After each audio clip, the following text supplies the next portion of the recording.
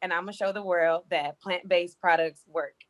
And so it just started with me doing just basic research on just hair growth and oils and going to HEB and getting avocado and bananas and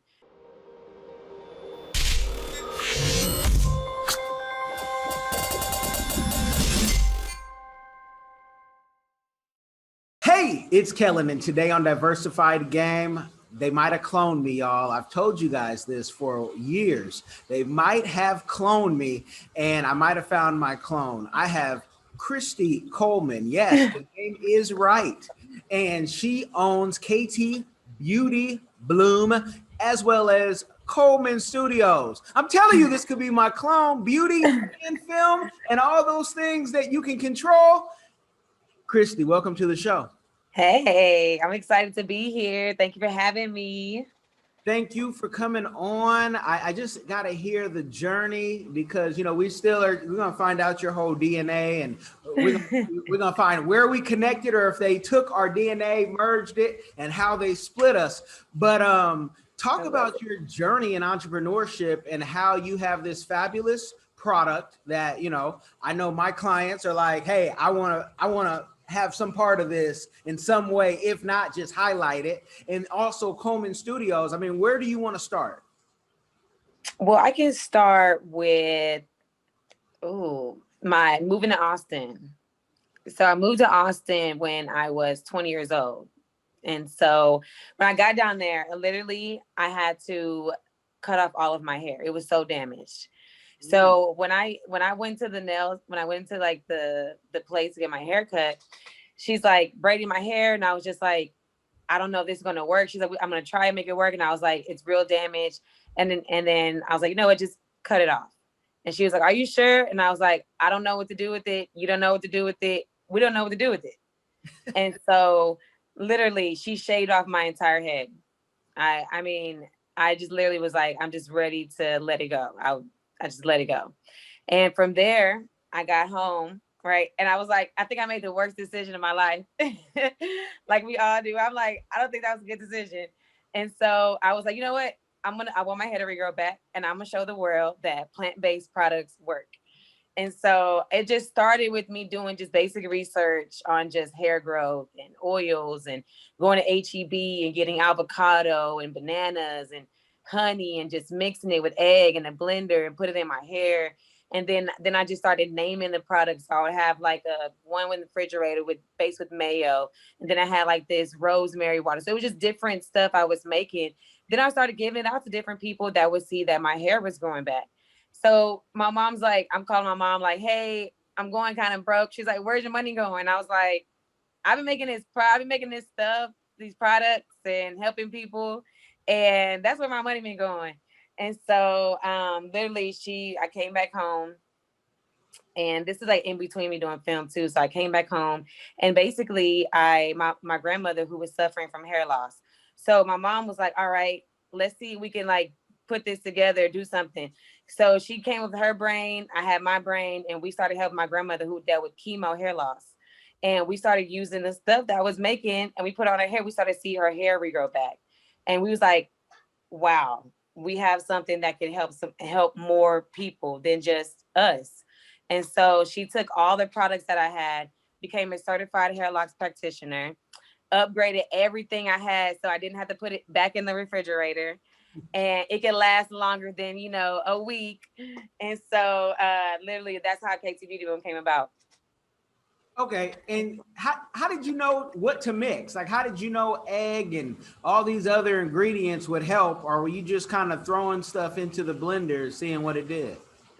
Well, because I was just looking for stuff that like for us, we like our hair to be either thick or curly. So I was looking for stuff that made my hair like bouncy and shiny. So I was like, what makes hair bouncy and shiny? And so then I just Googled it. And then I just Googled every single thing that egg could do in hair.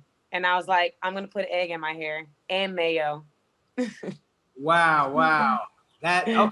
And it's working, people. I'm telling you, she's going to be doing some more press even, today. and it's working. And I've heard about the works. Like, this is not just in theory, because a lot of folks have product out there and folks don't know if this works, but it's been vouched for. So we definitely got to check that out. Now, you said in between films, so you already had the film company already. Yes. So it was a passion of mine. So I started off before film. I started off selling. I know it sounds crazy, but I was selling vision boards. So Coleman Studios didn't actually. So Coleman Studios, I was selling vision boards out of Coleman Studios, and that was a way for me to pay my bills. And literally, and that just came about. I just went to a church and I was like, "Hey, I got these boards. I got a vision. I can create it. I can make it look nice. Who wants to hire me?" And so literally, like, I got 3 people hiring me right then and there, and I was making vision boards. And then I took the money that I had from vision boards and I started to produce films. And so I went to like these different local businesses and I was like, "Hey, I'm a film producer. Do you need a commercial done? I'll do it for free. I just want to get my name out there. That's it." And so this one company let me, they gave me a chance and I did it for free. And literally, that from there, and I never released it because I was still kind of embarrassed by how it came out, but it was a great experience. And from there, I dealt with, so when I was saying about my grandmother, right? So with her hair, she ended up passing. So when she passed, all that came, I was there and I dealt with PTSD and different things from seeing all that. So a film came about from that. And I have a film that's based around PTSD, mental health issues, and a documentary birthed from me seeing the trauma that I came about. So that's basically how I got into more deeper into film, and I released the documentary, 10 episodes on YouTube. Okay, and we'll definitely make sure to put your YouTube in the description because I saw that the pieces. I haven't watched it in its entirety, but I saw pieces, and I said, this is why I'm saying this is my clone, because I too have documentary, even on Amazon Prime. I would tell you, shoot it out to Prime if you're willing to go through the steps. So, we have so much in common when you do visit South Florida, or the next time I'm in Houston, we'll definitely connect in a major way. Because I said, man, you said it before I said it. I'm like, yeah, I was thinking it, but you jumped out, no holds bar. I love that. That's what makes a real Coleman. Yeah. Yeah. So, Represent. yeah. So let me ask you. I mean, were you, before KT Beauty, were you full time with the studio, or did you have to have other jobs to go to the next level? I was a bartender and a waitress for 10 years. I did that. So I did that. I was doing that. So I would literally drive from Houston. I would produce a film in Houston Monday and Tuesday. Those were my only 2 off days. And so Wednesday through Sunday, I worked from like 5 to 12. So I'm working at the bar. So during the day, I'm getting up in the morning to write my scripts. When I get off work at night, I'm writing my scripts. So then by the time I get to set on Monday, I have new projects to get done. And I'm pretty, so I'm driving back and forth. So I was living in Austin, but I was shooting in Houston. Okay. So yeah. So that's literally how I came about with just doing both. But I loved it. I love being a server. Like, that was great. It wasn't like a worst job ever. Okay, and somebody said, wait, hold on, something's not matching up. No, black don't crack. So where you think she started at, 12 to do the bartending and, or, all that, the serving, black don't crack if you don't smoke it. So nobody could even guess your age, and that's a beautiful thing. You know, what made you do that just full-time 100% push? Because a lot of folks, they struggle with that. I mean, there's people 15 years in business, but they can't give up their teacher job. And what made you jump to say, I'm going to try me 110% every day of my life?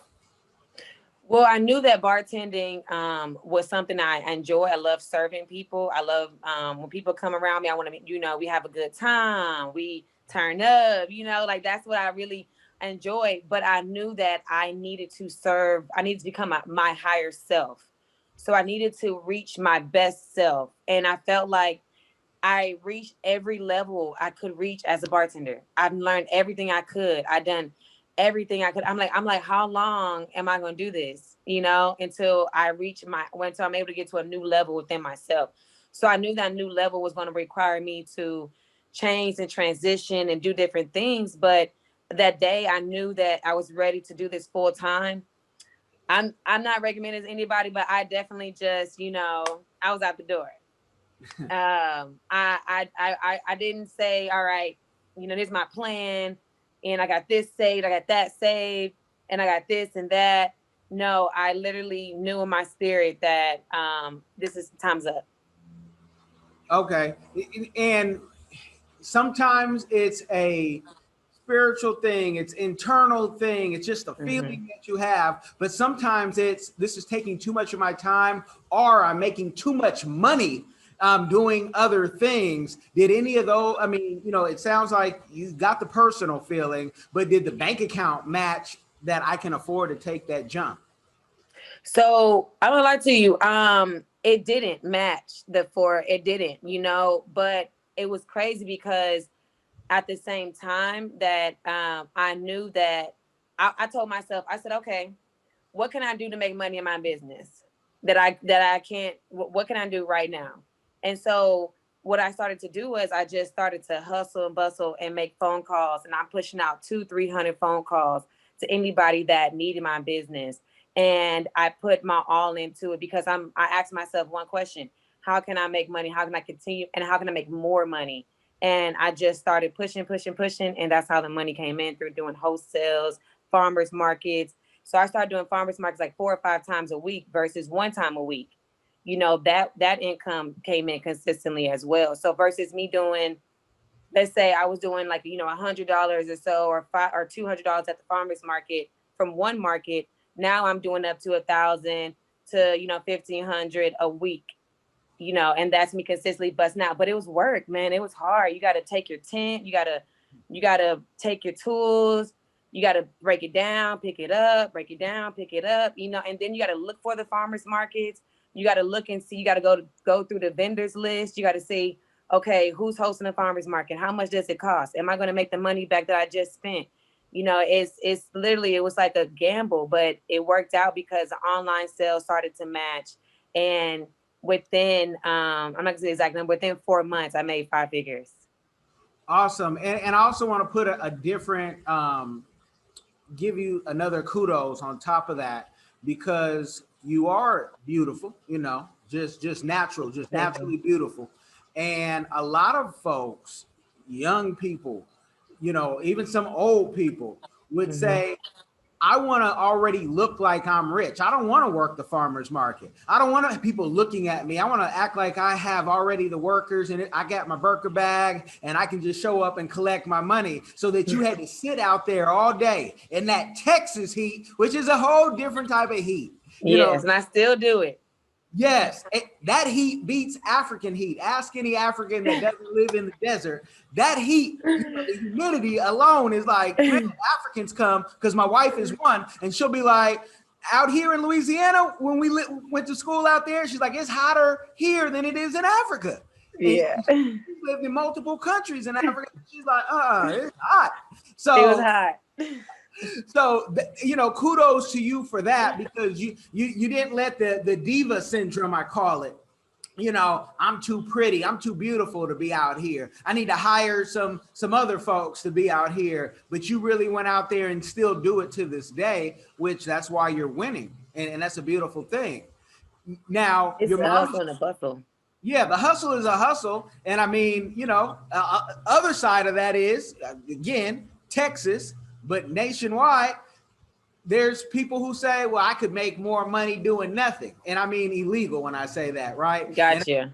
In our community, people say these things. And you're like, that same hustle you had on the block, that same hustle you had on the blade, you could have put that into something and been legit, not looking over your shoulder, don't need bail money. You just need, to pay the government their little taxes and let that be that. Exactly. So with that being said, your mom is your business partner. I think that's a beautiful thing. Yes. beautiful thing. How have you guys navigated that relationship? Because a lot of times there's a saying in business, it's by Dave Ramsey, and he's like, the person who changed your diapers can't really see you in an authoritarian type of way, or they won't listen to you the same way like in business. So how have you guys worked out that relationship? So don't be wrong, it was a little challenging at first, to get that respect from both, from me. But see, me and my mom are 17 years apart. So we also have this like sisterly relationship that comes with it too. And so even though she's my mom, I give her that respect ultimately. But how it came about was I had to not prove myself. I hate to say that to anybody, but if they feel like they got to prove themselves to their parent. But in a way, I had to, I had to be like, okay, I'm going to work 5 markets a week. I'm showing you that I done made X amount of money. I'm showing you that I didn't did this. I'm showing you that I got all these clients to get our consistent revenue to come in. So I'm bringing in the income. So that respect was earned because I'm bringing in income. So I can't, anybody can say, you know what? Hey, you did this work. I can't say nothing because you bring in income. Okay, so you bossed up, you showed the income, and I kind of, again, I'm thinking of like Snowfall. If you ever seen that on FX. Yeah, you bring the income and folks fall in line, but you're doing it again on the legal side. And you guys know I have to kind of jazz it up sometimes. Yeah. I'm from Okanda. I saw what happened in Snowfall. I came up in the 80s, so born in the 80s. So I saw what it was. So the same, again, that same hustle is hustle. You can do it or you can bring the legal game in it. Now, KT Beauty, are there any plans, or maybe it's already on Amazon, yeah. the nation can get it, or globally? So it's not on Amazon right now. We are just selling on our website. We sell the farmers market, and we got a store opening up right now, but it's just on our website and it's just on Amazon. I think, and we have on Etsy as well too. So, but we know we want to work with other people that's looking to put it out on Amazon. Hey. Okay. So. Well, hold on, because she said that, but I don't want you wolves who, you guys already know Amazon. Is it just that it's so still new and you've been, proving the farmer's market where you haven't been able to study Amazon yet? No, I think that's because we've been doing well just on our own site. Mm-hmm. So where just me, I've been consistently at the farmer's market over 2 years. So we've touched, I'm guessing 40, 50,000 people. Mm-hmm. So we've hit to where we do well just on our site. Not saying that we never would work with Amazon or anything like that, but everything that we've thought about doing or whatever, we just thought about, okay, how can we just do it for ourselves? That's basically it. Okay. Yeah, no, definitely. And we'll talk off camera about, that, because I always think about the global push. And there's a lot of entrepreneurs, and I say inside of our community, and I'm glad you said we want it, because I know people who they make great amount of money, over $30,000 in their product. And they say, well, I don't want to share with Amazon. And I said, oh, you see it as sharing. Okay, so you're stingy. But you don't think about Amazon's also in Europe. So you don't want your product easily sold in Europe for, possibly a fraction of the price, because it costs a little bit to ship over there. And Amazon's going global. There's also other platforms like Jumia that's also in Africa. And so, that's why I just ask that, because if you got a great formula, have you been able to put a patent on it yet? That's what we're working on right now. We're getting the patent done. We're getting that done. And that's like the next step. So that's in progress. That's the application's been done. Everything's been done. We're just still waiting on the process, but yeah, that's in works for sure. Okay. For sure. You got to get that done. Gotta get that done, because once you get the patent, then you can go to places, and say, hey, Shark Tank, even if it's just for the marketing, and you say, I got my patent done, I got this great network that's gonna really push me. Now, is this only worked in our hair and Black people's hair? No, it worked for all hair types, which is good. That's what we wanted it for. We wanted it to be able to work for, because I'm telling you, when I was mixing that, I said, I'm gonna show the world plant-based products work.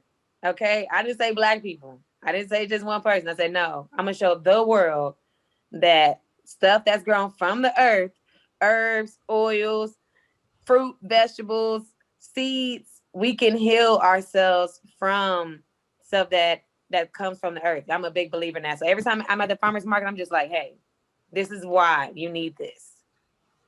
Okay, and that patent, hopefully you found a great patent lawyer who that's what they do, because that is a headache.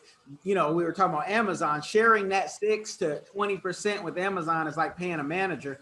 But that headache of patent, because you put patents on anything. They take peppermint and take something else and say, I want to put a patent. And, we're so late in the game on a lot of that, because before we were born, things were patented.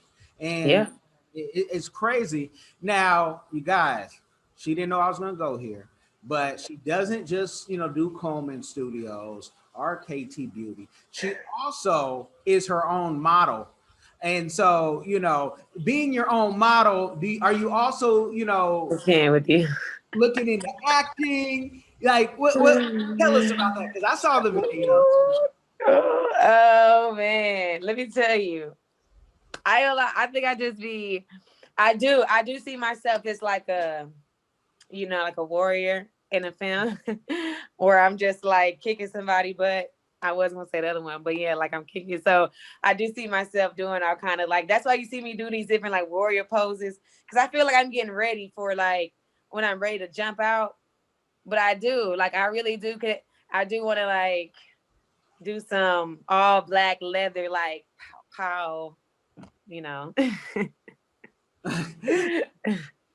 kind of like deal. But yes, you're gonna see more of that. You're gonna see more. I'm gonna step outside the box. I ain't gonna lie, I was like nervous because I'm comfortable being a director. I'm comfortable being a producer. I'm comfortable writing. Like, I'm comfortable with that. So me standing in front of the camera is more like, all right, I need somebody to shake me a few times, wake me up, and I'm get going. So it does take me a little bit, but other than that, I'll be good. Okay. So I couldn't see you ever. You went there though. I couldn't see you being like an introvert, but was there a time where you just maybe weren't too sure of yourself and saying, I don't know if I should be in front of the camera or behind? Oh yeah. I mean, there was just times where, okay, I guess whenever I was going through, my dark time, then yeah, of course, I didn't want to like do nothing. But I think now I'm comfortable, but I'm still comfortable as being behind the camera. Like I'm not, I'm still not comfortable in front of the camera. Like you could put a camera in front of my face and I'll stop my heart, start beating fast. That's a good feeling. Many people. It is. It's a challenging.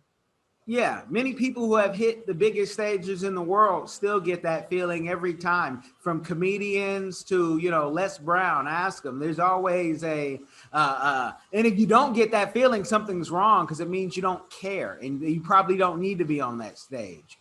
So okay, I didn't think about it like that. See, that's the the truth. That if you ever visit, and I would recommend this to everybody, to go to Toastmasters International and go through their public speaking, and try that for a month, try it for 3 if you can, and if you really like it, you'll go to Toastmasters and graduate to what we call the NSA, which is the National Speakers Association, where all they do is they want to talk money. Like, that's when you want to become a paid speaker, which I know that's going to come down the line for you, but it's going to come, but you'll talk to other speakers and they'll, excited. It's like ready to fight. It's, I'm a fighter. So you ready to fight and you get that feeling. Yes. Yeah. You know, so I'm a comedian too, but I'm a fighter too. You know, I'm a lover. You know, I'm all those things. I'm a Gemini, so I can be all those things. Oh, then that's how we get along. Cause I'm a cuss. Gemini cuss. Really? Okay. Yeah. Funny. Yes. Like for May, May, June. June. Okay, May, June. Okay, why The don't you? end of June. Okay, why you should have told your mother push harder, push. Oh my gosh. Like, I still got a whole bunch of Gemini traits. That's why we chameleons. They don't know who they talking to. They be talking to two different people, but we the same person or three different people. We're multifaceted. It's just, you know, and it's What it is. and we're honest about it, where most people have to hide and do a whole bunch of sneaking and got to live a different life. Well, just this is me. Either you like it or you love it. That's it. That's it.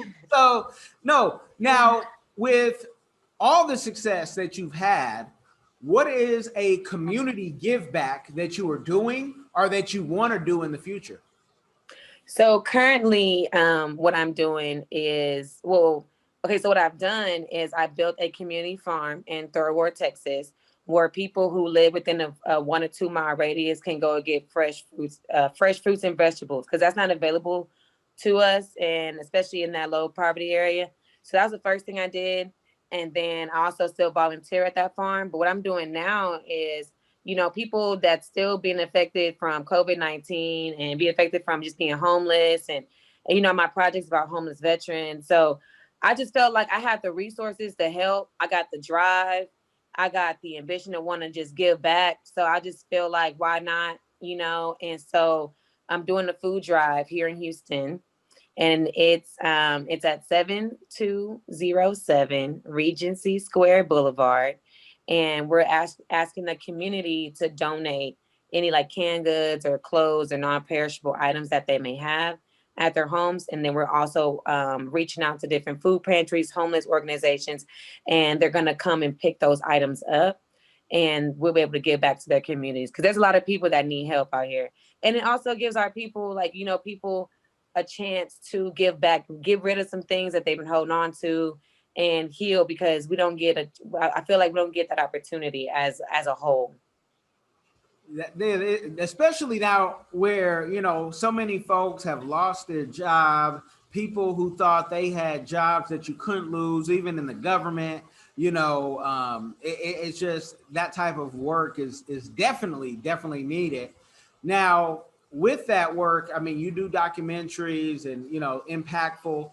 Where do you see yourself? If you could just, dream to goal, where do you see yourself with the films? Do you like the documentary side? Do you want to do full features? Do you want to go all the way to Nollywood, that's Nigeria, and start making, African films? Like, where do you see yourself? I see myself creating more of movie and television. I'm a television writer.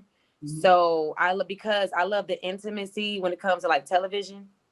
So I want to be able to create films that can like really like still stimulate your mind, but entertain you at the same time.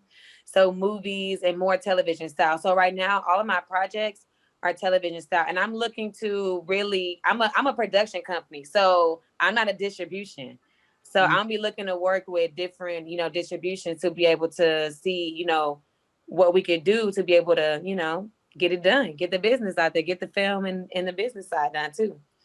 Well, shout out to Urban Home Entertainment, which, it's the only one that I can recommend at this time that does Black distribution the way they do it across TV, Netflix, and all that. Urban Home Entertainment. They also own FaithWorks, Mr. Dungy. Shout out to all the Dungies.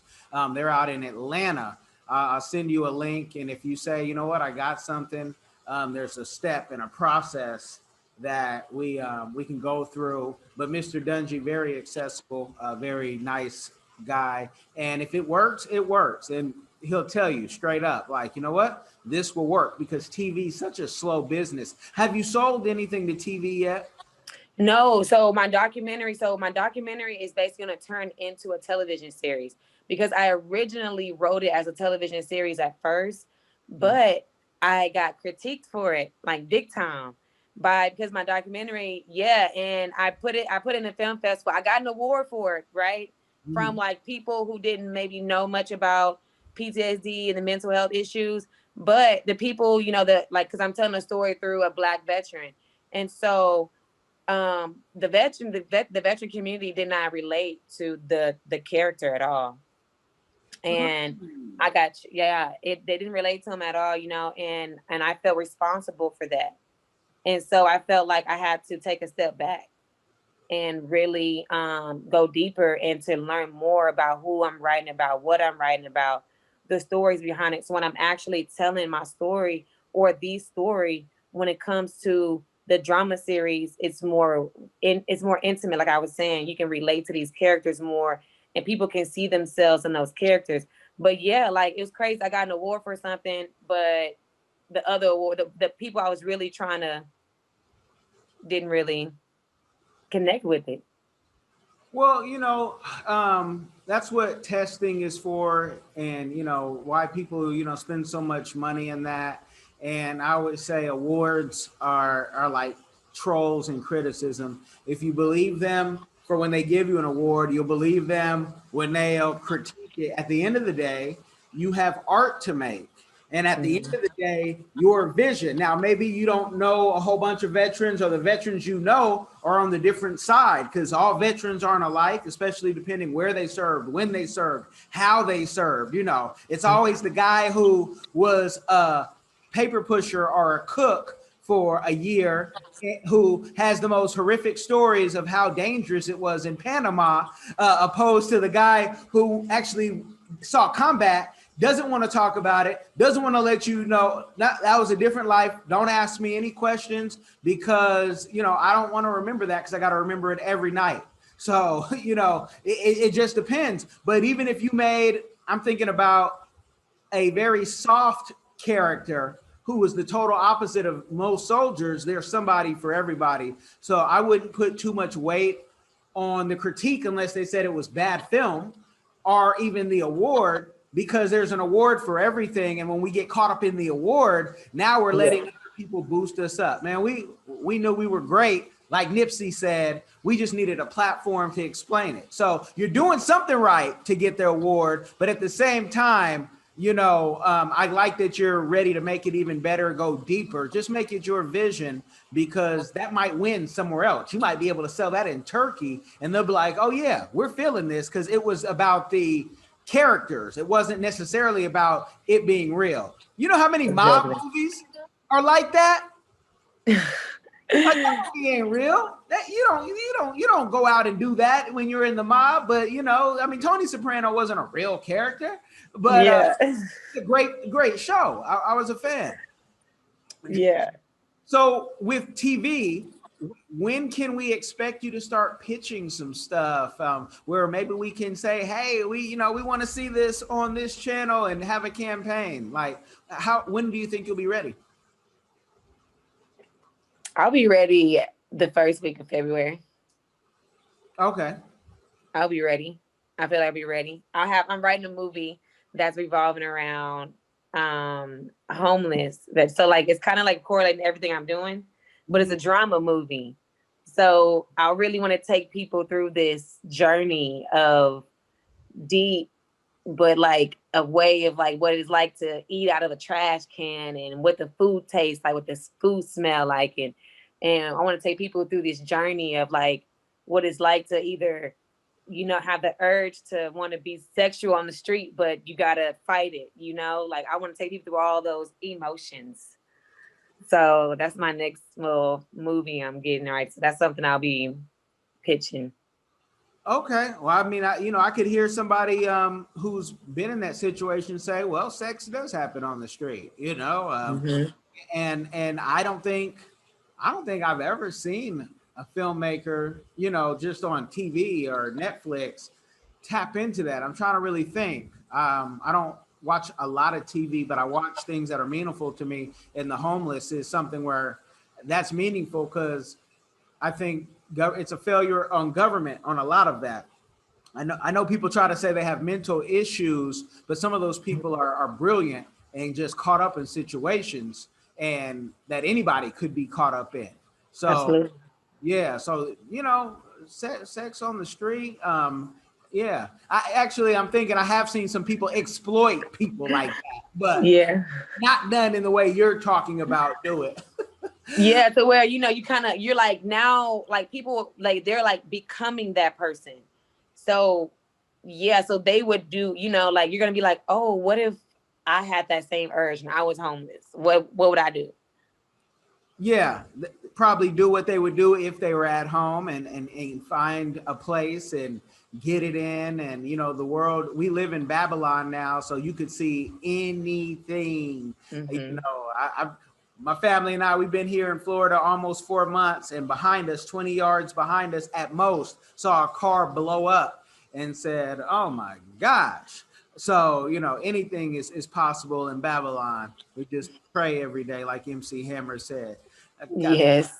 just You definitely gotta pray. yeah. So tell But the yeah. people tell the people where they can, follow you, where they can connect, where they can buy some KT Beauty. I'm gonna make sure I put the links in the description box, but let them hear it from your mouth.